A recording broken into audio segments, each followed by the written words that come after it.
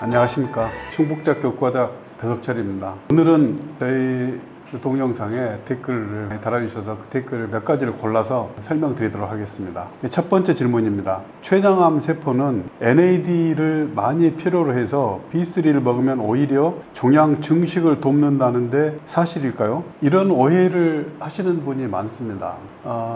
암세포든 정상세포든 NAD는 다 공통적으로 필요로 합니다. 그리고 탄수화물이나 지방도 정상세포나 암세포나 다 필요로 합니다. 그런데 이 암세포가 분열을 잘하거나 또는 분열을 못하거나 하는 것이 분열하고 관련되어 있는 D나 또는 그 영양물질이 관여하느냐 하면 거의 그렇지 않습니다. 그러니까 실제 암세포가 분열하는 것은 암 유전자의 세포 분열 신호에 의해서 분열하는 것이지 이 세포가 영양분이 많다고 해서 빨리 분열하고 적다고 해서 늦게 분열, 그렇지 않습니다. 그건 너무 암을 단순하게 보는 것입니다. 만약에 그렇다면 굶으면 암이 죽겠죠. 근데 정상세포나 암세포나 영양물질이 필요한 건 다 마찬가지입니다. 그래서 암세포가 많이 필요로 하느냐? 많이 필요로 합니다. 그건 맞습니다. 그런데 거기서 우리가 D를 보충해 준다고 해서 그 암세포가 더 잘 자라느냐? 그것은 전혀 다른 얘기가 됩니다. 그 D가 세포 분열 신호, 즉 암 유전자의 신호를 증폭해 주느냐 아느냐, 그런 것에 달려 있는 것입니다.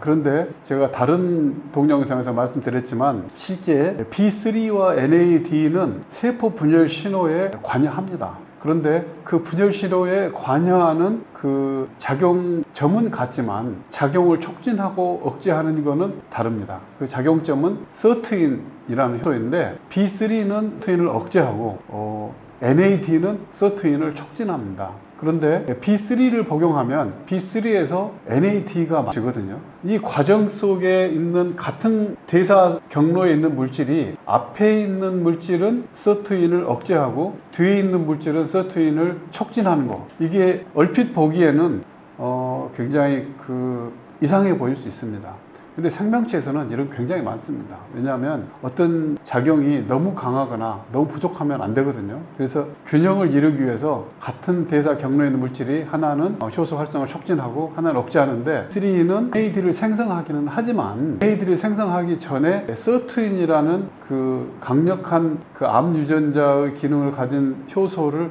억제를 합니다. 그런데 이제 만약에 NAD만 공급하면 어떠냐 하면은 NAD는 그 서투인을 활성화시키거든요. 근데 B3를 통해서 NAD가 된 거는 서투인을 적절히 조절하지만 B3를 경유하지 않고 NAD로 바로 가는 물질을 복용하시면 그럼 서투인을 과도하게 촉진해서 세포 분열이 촉진될 수는 있습니다. 그래서 이제 질문에 대한 답변입니다. 췌장암 세포는 NAD를 많이 필요로 해서 비타민 B3를 먹으면 오히려 종양 증식을 돕느냐? 절대 그렇지 않습니다. NAD를 어떤 방식으로 섭취하느냐에 따라 다르고 B3를 먹으면 종양을 억제합니다. 그리고 B3를 복용해서 종양세포의 증식을 억제한다는 수많은 실험 결과들이 있습니다. 다음 질문입니다. 맥주를 많이 마시고 있는 애주가 있는데 통풍이 무섭습니다. 통풍은 요산 때문에 발생하는 염증성 질환이라고 하는데 비타민 B3는 염증 완화에 좋다고 하니 도움이 될까 궁금합니다. 당연히 도움됩니다. 근데 그 통풍에 대해서 조금 더 말씀드리면 통풍은 요산이 몸의 그 축적이 되는 것입니다. 그러니까 사실은 요산은 그 우리 물질 대사 과정에서 질소가 생성이 되면 그 질소를 버리는 용도로 만들어지는 것입니다. 그러면 그 요산이 만들어지면 빨리 그 콩팥을 통해서 배설을 해야 되거든요. 그런데 어떤 경우에는 요산의 배설이 느려지는 경우가 있습니다. 그건 어떤 경우냐면 요산은 산성 물질입니다. 이 산성 물질은 그 경우에 따라서는 그 이온으로 변화해서 용해도가 높아질 수도 있고 또는 그 이온으로 변하지 못하게 되면 용해도가 떨어지게 됩니다. 용해도가 떨어지면 배설이 안 되는 겁니다. 근데 그러면은 언제 용해도가 떨어지느냐 하면 산성 물질을 많이 복용하면 요산의 용해도가 떨어집니다. 왜 그럴까요? 요산이 수용성 물에 잘 녹는 형태로 되기 위해서는 꼭 이온화 되어야 되는데 요산의 이온화라고 하는 것은 거기서 수소 이온이 떨어져 나가는 것이 이온화입니다. 그런데 만약 산성 물질을 다량 복용하시게 되면 그러면 이 산성 물질은 원래 수소 이온을 내놓는 물질이거든요. 근데 수소 이온을 넣는 것은 마음대로 내놓을 수 있는 게 아닙니다. 그것을 받아들이는 물질이 있어야 됩니다. 그런데 그 요산이 생성됐는데 산성 물질을 많이 복용하게 되면 그 산성 물질이 방출하는 수소 이온하고 요산에서 방출하려고 하는 수소 이온이 충돌해서 요산은 수소 이온을 방출하기 어려워집니다. 결과적으로 요산은 그 이온화되기 힘들어지고 그만큼 그 지용성이 높아지게 되고 결국 용해도도 떨어져서 배설이 잘 안 됩니다. 그러면 이런 상황에서 어떻게 하면 그 요산이 몸에 축적되는 것을 더 줄일 수 있을까요? 그 염기성 물질을 복용하는 것입니다. 그 비타민 B3는 두 가지 물질을 통칭하는 것인데 하나는 니코틴산이고 하나는 니코틴 아마이드입니다. 니코틴산이라는 물질은 산이 붙었기 때문에 이건 산성입니다. 그래서 이 비타민 B3를 복용하면 그 통풍에 안 좋다는 일설이 있습니다. 그 이유는 바로 비타민 B3 중의 그 니코틴산이 그렇다는 것입니다. 그런데 니코틴 아마이드는 산이 아니고 약한 염기성입니다. 그래서 이 나이아신 아마이드를 복용하시면 그 요산의 그 배설에 도움이 되면 됐지 해가 될 이유가 없습니다. 그리고 실제로 다양한 동물 실험에서 나이아신 아마이드가 약하게나마 요산 배출에 도움된다 하는 보고들이 있습니다. 그래서 맥주 좋아하시는 애조가님 통증이 무서우시다면 오히려 비타민 B를 잊지 말고 복용하셔야 할 것 같습니다. 다음 질문입니다. 당뇨 환자도 먹어도 되나요? 요즘에는 당뇨병에 좋은 약이 많습니다. 인슐린을 옛날에 주사로 맞았는데 지금은 뭐 경구로도 할 수 있고요. 근데 인슐린이 나오기 전에는 당뇨병 환자를 어떻게 치료했을까요? 바로 비타민 B3였습니다. 그래서 이제 30년, 40년 전에는 고용량 비타민 B3, 이 나이아신 아마이드를 하루에 2g 이상 고용량으로 복용해서 그 당뇨병을 치료하려고 했습니다. 그래서 그 결과를 보니까 선천성 당뇨병 예방에는 약간의 효과가 있었습니다. 그리고 당뇨병 증상을 완화시키는 효과도 약간 있었습니다. 근데 이거는 현재는 그다지 중요하게 인정받지 못합니다. 왜냐하면 이보다 훨씬 효과적이고 안전한 약이 많이 당뇨병 분야에서 나왔기 때문이죠.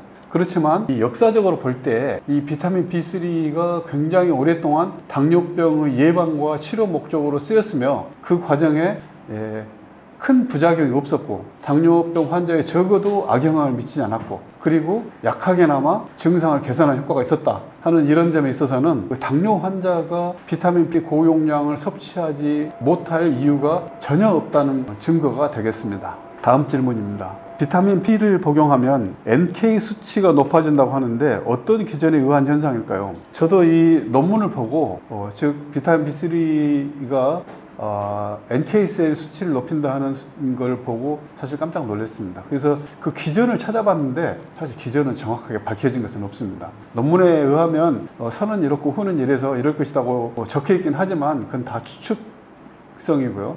무엇 때문에 이렇게 됐다고 아직 신뢰할 만한 결과는 나와 있지 않습니다. 그럼 이런 결과는 어떻게 나온 걸까요? 이것은 그 면역 치료제, 세포 치료제를 개발하는 과정에 몸에 있는 면역 세포를 꺼내 가지고 밖에서 배양하다가 그때 여러 가지 화학 물질을 넣어봅니다. 그래서 어떻게 하면은 어떤 물질이 들어갔을 때 더 잘 자라는가 보는데 그 과정에 이 나이아신 아마이드가 걸린 겁니다. 이거는 스크리닝해서 걸린 것이지 이 이유를 알아서 찾아서 알게 된 것은 아닙니다. 실험을 해보니까 비타민 B3가 NK셀 수치를 높이더라 하는 것이죠. 근데 이제 이 논문에서 보여주는 굉장히 중요한 점은 그 NK셀을 꺼내가지고 실험실에서 키울 때 그 NK셀이 굉장히 잘 자라고 그리고 이 NK셀을 사람한테 돌려주면 더욱 활성이 높은 상태에서 오래 유지된다 하는 이런 그 내용의 골자인데 다시 생각해 보면 NK셀을 굳이 사람 몸에서 밖으로 꺼내가지고 거기에 비타민 B3를 주고 키워서 그 다음에 몸에 돌려 넣을 이유가 없습니다. 그냥 비타민 B를 고용량으로 복용하시면 그런 몸 안에 있는 그 비타민 B3가 활성화될 수 있습니다. 근데 어떤 분들은 또 비타민 B3가 NK셀 수치를 너무 높이면 어떡하냐 이런 걱정을 하시는 분도 있습니다. 다 처한 상황이 다르니까요. 근데 비타민 B3가 하는 것은 그 부족한 상황을 정상으로 돌려주는 것, 이게 비타민 B3가 하는 전부입니다. 그러니까 보통 이 상태가 안 좋으신 분들은 대체로 면역 기능이 떨어져 있습니다. NK셀 활성도 떨어져 있고, 이런 그 면역 기능을 정상으로 돌리는데 기여한다 하는 것이지 그보다 더 높게 할 수는 없습니다. 다음 질문입니다. 비타민 B3를 복용하니 혈액순환이 잘 되는 것 같은데 고혈압이나 심비대증에도 도움이 될까요? 당연히 도움 되죠. 그러니까 그 고혈압 같은 게 왜 생기는가 하고 생각을 해보면 두 가지입니다. 하나는 고지혈증에 의해서 콜레스테롤이 혈관 내벽에 침착되는 것입니다. 그러면 혈관이 좁아지게 되죠. 혈관이 좁은 곳에 필요한 혈액은 그대로 공급해야 되니까 압력을 높일 수밖에 없는 것입니다. 그런데 우리 몸의 그 혈관의 굵기는 그 콜레스테롤만으로 좁아지고 하는 게 아닙니다. 혈관은 굉장히 신축성이 높습니다. 그래서 필요할 때, 혈액이 필요할 때는 혈관 이완해서 이제 혈액순환이 원활하게 하고요. 그리고 또 혈액이 많이 필요하지 않을 때는 또 이제 혈관이 수축해가지고 필요한 혈액이 필요한 곳으로 갈 수 있게 하는 것이죠. 그러니까 예를 들면 이제 우리가 식사하고 이제 휴식을 취할 때는 그 소화기관이 일을 열심히 해야 됩니다. 그럴 때는 이 근육은 일을 안 하거든요. 그래서 근육에 가는 혈관은 수축해서 혈액이 좀 줄어들고요. 대신에 이 창자 쪽으로 가는 그 혈관들은 이완됩니다. 그래서 이 혈액이 재분포되는 거죠.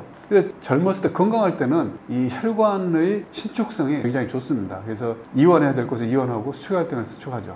근데 이제 나이가 들면 이 혈관의 수축 이완이 떨어지게 됩니다. 다시 말하면은 그 혈관이 경직되는 겁니다. 그러면 이 이완해야 될 곳에 이완되지 않으니까 원래보다 좁은 곳을 혈액이 지나가야 됩니다. 그러면 이제 또 압력이 필요한 것이죠.